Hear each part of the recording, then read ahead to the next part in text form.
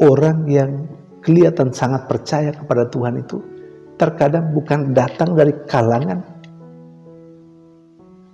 orang yang memang mengimani Yesus, mengimani Tuhan.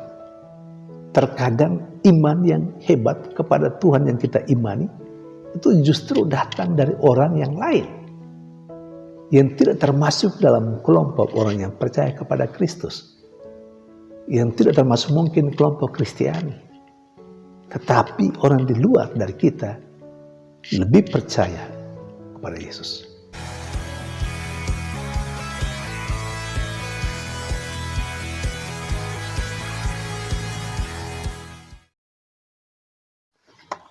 Berjumpa lagi dalam permenungan kita edisi Kamis 9 Februari 2023, Pekan Biasa kelima.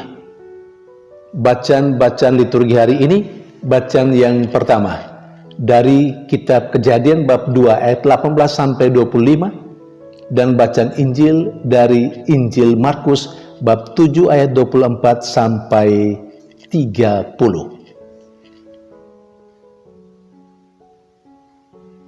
Cerita dalam bacaan yang pertama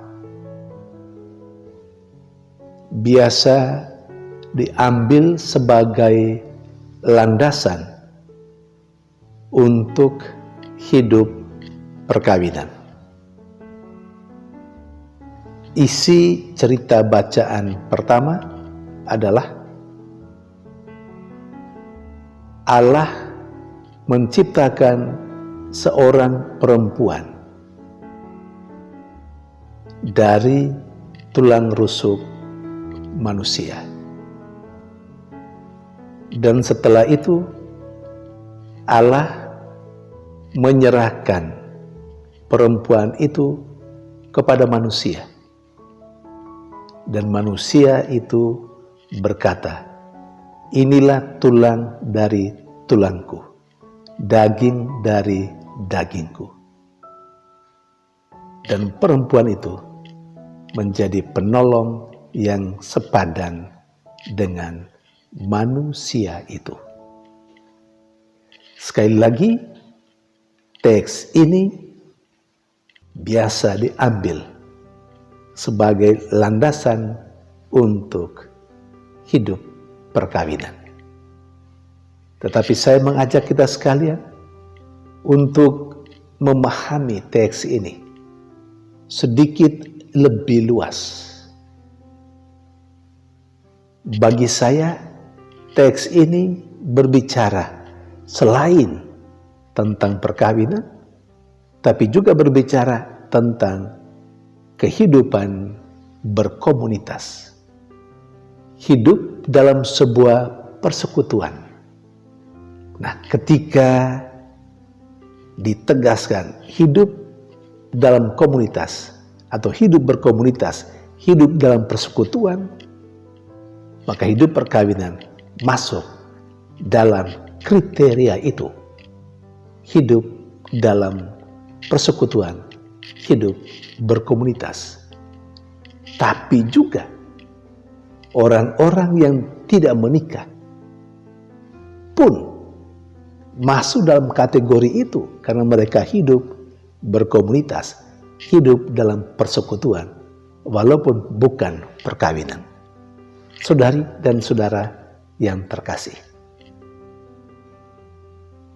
mengapa Allah berbicara melalui teks ini tentang hidup berkomunitas, termasuk hidup perkawinan itu, dan juga hidup berkomunitas bagi orang-orang yang tidak menikah?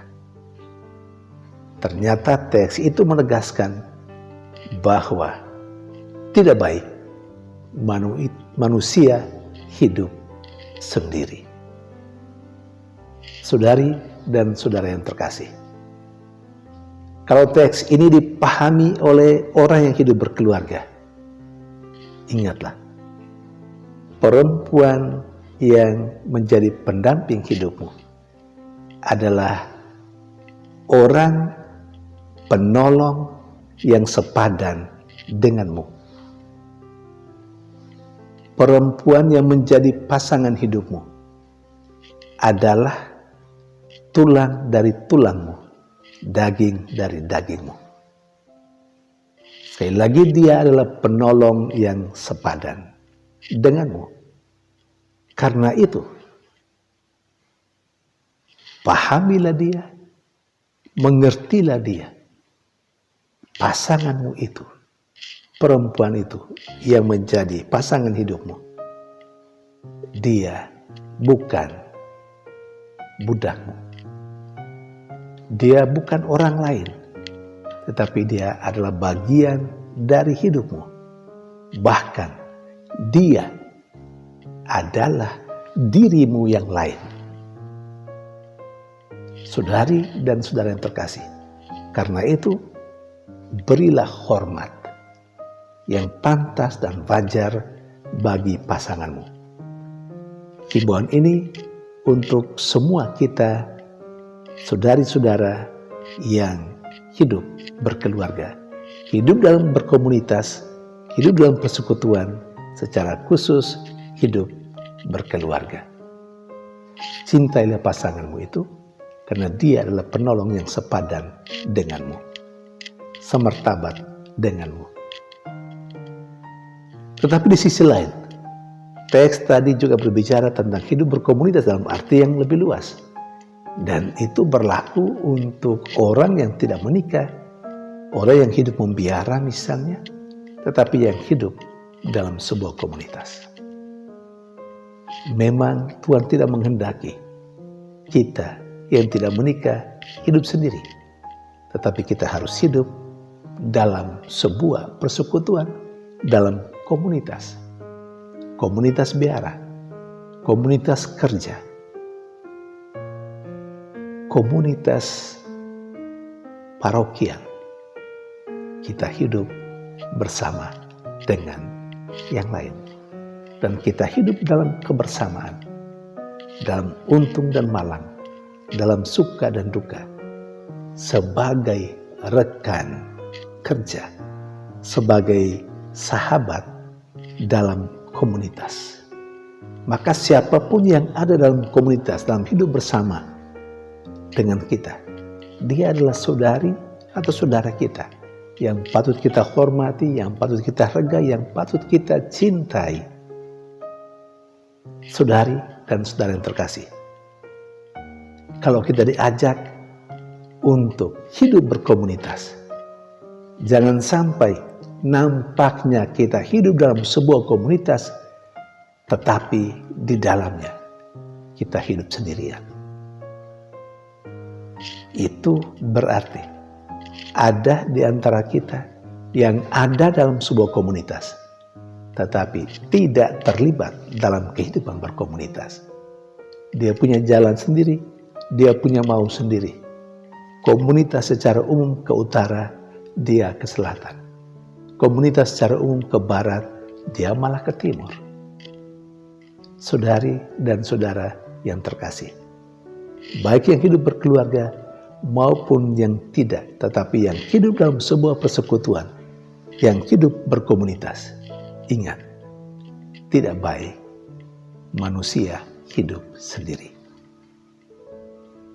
Sementara dalam bacaan Injil, kepada kita diberi contoh yang paling konkret tentang bagaimana keteguhan seorang yang percaya kepada Tuhan, keteguhan orang-orang beriman. Memang contoh yang disampaikan melalui cerita Injil hari ini itu bukan dari kalangan orang-orang Yahudi, tetapi justru orang berkebangsaan Siro-Fenisia, orang Yunani berkebangsaan Siro-Fenisia, seorang ibu yang anaknya kerasukan roh jahat dan yang meminta kepada Yesus untuk menyembuhkan anaknya. Ketika dia bersujud dan dia mengharapkan atau dia memanjatkan doa itu kepada Yesus, jawaban Yesus memang di luar dugaan kita semua barangkali, terutama ibu yang bersangkutan yang diceritakan dalam bacaan Injil hari ini. Memang secara sepintas kelihatan kedengarannya sangat kasar. Biarkanlah anak-anak itu memakan roti. Tidak pantas roti yang disediakan untuk anak-anak diberikan kepada anjing. Itu kata-kata Yesus kepada ibu seorang Yunani itu yang berkebangsaan Siro-Fenisia. Sebuah kalimat dan kata-kata yang sangat tidak enak didengar. Tapi apa reaksi ibu itu? Apa dia ngambek? Lalu dia pulang? Tidak mau berjumpa lagi dengan Yesus? Tidak. Kenapa? Ibu itu kok mati-matian ada di situ? Karena dia sedang berjuang dan bergejolak dalam hatinya. Dia berjuang karena dia mau supaya anaknya hidup. Anaknya memperoleh kesembuhan. Anaknya dibebaskan dari kekuatan roh yang jahat.